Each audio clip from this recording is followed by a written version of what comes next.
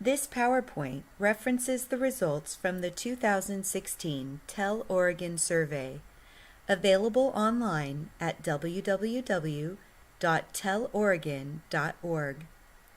The intent of this PowerPoint is to help OEA members develop an understanding of the Tell Oregon survey results in their schools and school district.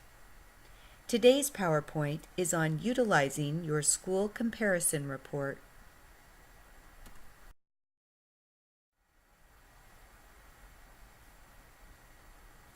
In 2014, the Oregon Education Association, in collaboration with other education stakeholders, launched the Tell Oregon survey.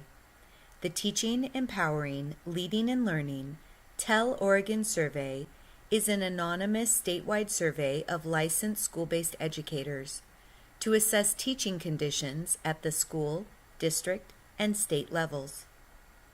The survey was again offered to educators in 2016. 18,266 educators in the state participated. Now let's get started on how to utilize your school comparison report.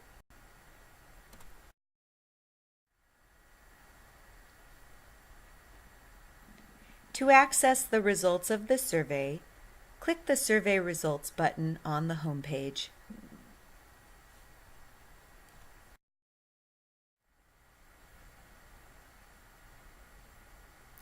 If you had a school participation rate of 50% with at least 5 educators who took the survey in 2014, and a school participation rate of 40% with at least 5 participants in 2016, your school site will have an available comparison report.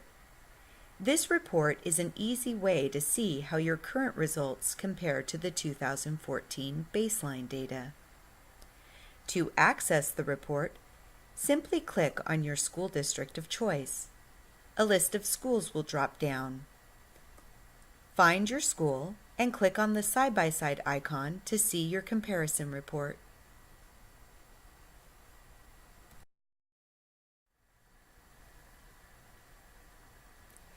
The report will open to this page. On the left sidebar, you can find links to jump to the different categories or constructs of questions. This year, you have the option of downloading an Excel file of the report, which will allow you to sort and search the data, as well as a PDF, which is an easy way to send and print copies of the report. The first item you may be interested in noting is the percentage of educator participants in 2014 and 2016. Have there been any significant changes in participation rates? Do educators in the district know why the rates are what they are? And what about those educators who are not taking the survey? Does your team know why they are not participating, or is more information needed?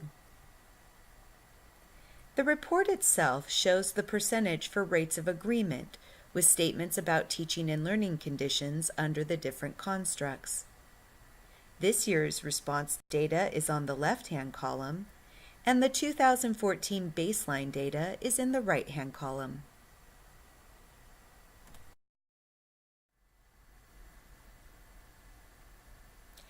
This year, the rates of agreement are color-coded from shades of red as indication of a low rate of agreement, through shades of yellow as an indication of above a 60% rate of agreement, through shades of green as indication of a high rate of agreement. Viewing the color shading horizontally may help you quickly determine how close to the 2014 baseline data your 2016 responses are. It can be a quick way to see areas which have improved and others which still may be areas of concern.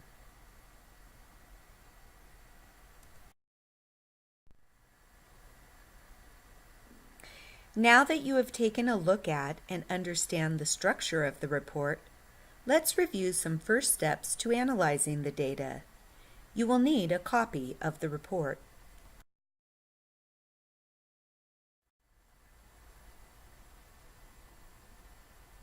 And you may want to use a table set up something like this.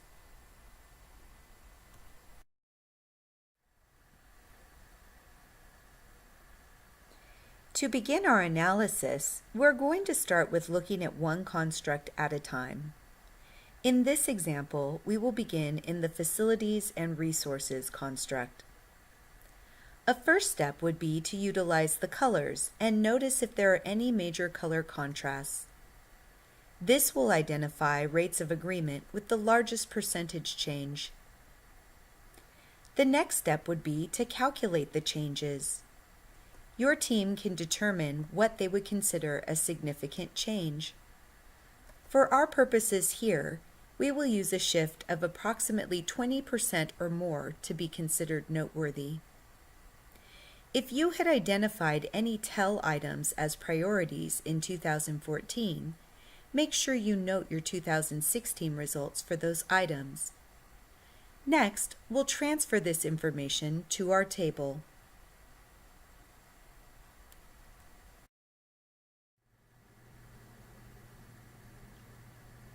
As you collect the information on the statements where the percentage has significantly changed, you may want to start jotting ideas and questions in the notes column.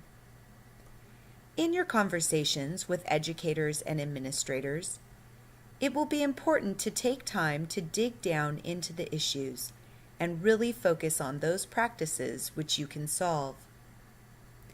As your conversation progresses, district barriers to school-based solutions should be identified. They provide the opportunity for constructive labor management conversations across schools. But in the end, you will want to develop an improvement plan for issues over which your school community has control.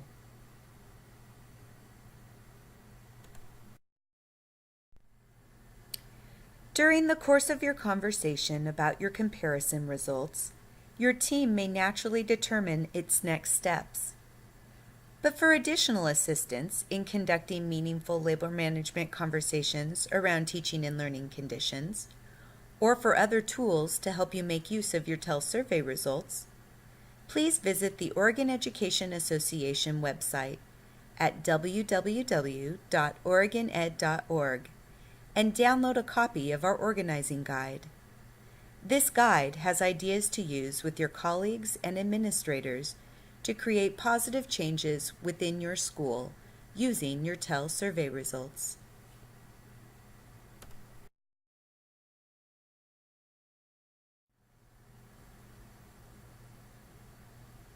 Or for more personalized assistance, contact Rebecca Konefal or Colleen Milam at OEA's Center for Great Public Schools with any questions that you have about your TEL survey results or utilizing our training videos.